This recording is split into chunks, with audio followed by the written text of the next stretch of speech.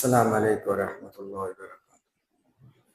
الحمد لله الذي وكفى والصلاة والسلام على سيد المرسلين وعلى آله الطاهرين وأصحابه الماجدين أجمعين. ما بعد، وقال الله تعالى في القرآن الكريم وفي الفرقان المجيد: أعوذ بالله من الشيطان الرجيم. شهر رمضان الذي أنزل فيه القرآن هدى للناس وبينات من الهدى والفرقان. وقال في مكان آخر: إن ربك يعلم أنك تقوم أدنى من ثلثي الليل ونصفه وثلثه وطائفة من الذين معك والله يقدر الليل والنهار علم أن لن تحصوا فتاب عليكم فاقرؤوا ما تيسر من القرآن. صدق الله العلي العظيم.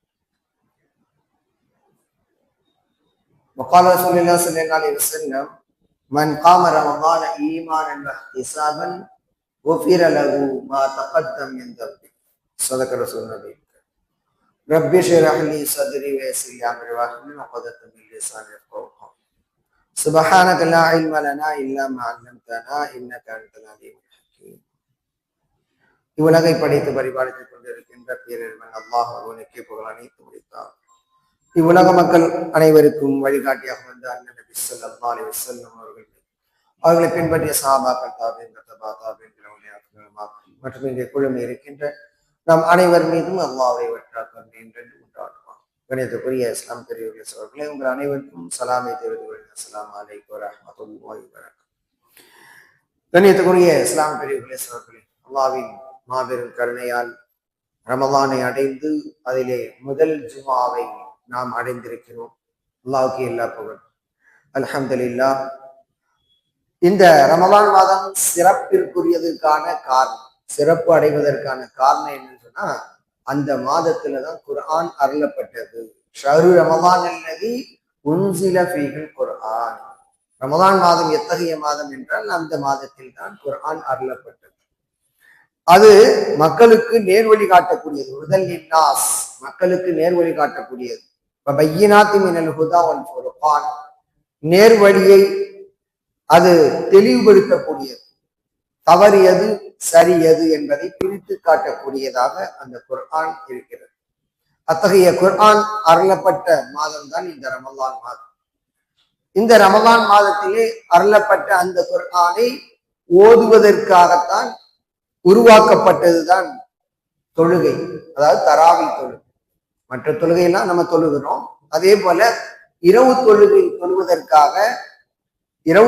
தொழுவதற்காக உருவாக்கப்பட்டதுதான் அந்த தராவி தொழுகை அப்படிங்கிறது. இப்ப இந்த குர்ஆனை நாம் அந்த தொழுகைகளில் ஓதுகின்றோம்.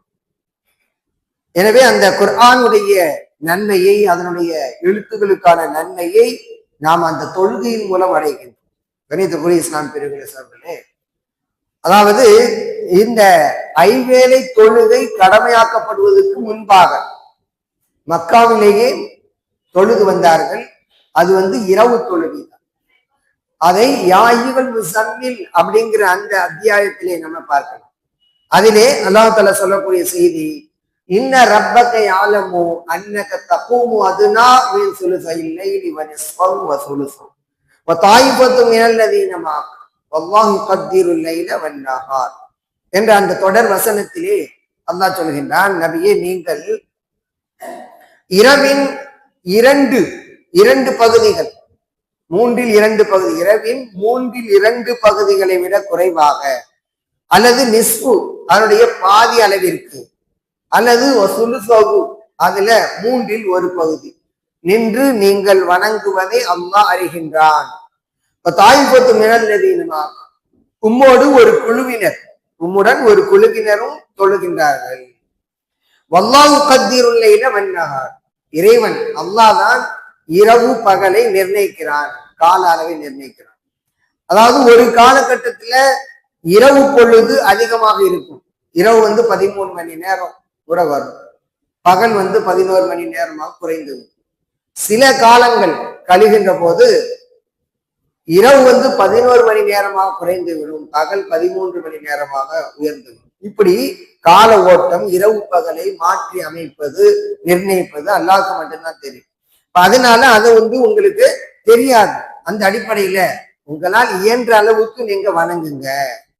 அலிம அல்லன் துஹ்சூஹு, நீங்கள் அதை கணக்கிட முடியாது என்பதை அல்லாஹ் அறிந்திருக்கிறான். ஃபதாப அலைக்கும், எனவே உங்களுடைய தௌபாவை ஏற்றுக்கொண்டான், உங்களை மன்னிச்சுட்டான். எனவே ஃபக்ரஊ மா தயஸ்ஸர மினல் குர்ஆன், உங்களால் இயன்ற அளவுக்கு குர்ஆனை ஓதி தொழுங்கள் என்று அல்லாஹ் சொல்லுங்க. இயன்ற அளவுக்கு, அப்ப இரவு பொழுதுல எவ்வளவு நேரம் இயலுமோ அந்த அளவுக்கு இரவு நேரத்துல நின்று தொழ வேண்டும் என்று அல்லாஹ் தஆலா வலியுறுத்துகிறான். ஏனென்றால் அலிம அன் சயகூனு மின்கும் மர்லா வாஹரூன யضربون في الارض يبتغون من فضل الله வாஹரூன யுகாத்திலூன ஃபீ சபீலில்லாஹ் ஃபக்ரஊ மா தயஸ்ஸர மின். அதாவது நம்மிலே, அதாவது மனிதர்களிலே பலவீனமானவர்கள் இருக்கிறார்கள், நோயாளிகள் இருக்கிறாங்க. ஒரு சாரார் பொருளாதாரத்தை தேடி பகல் எல்லாம் அலைகின்றார்கள்.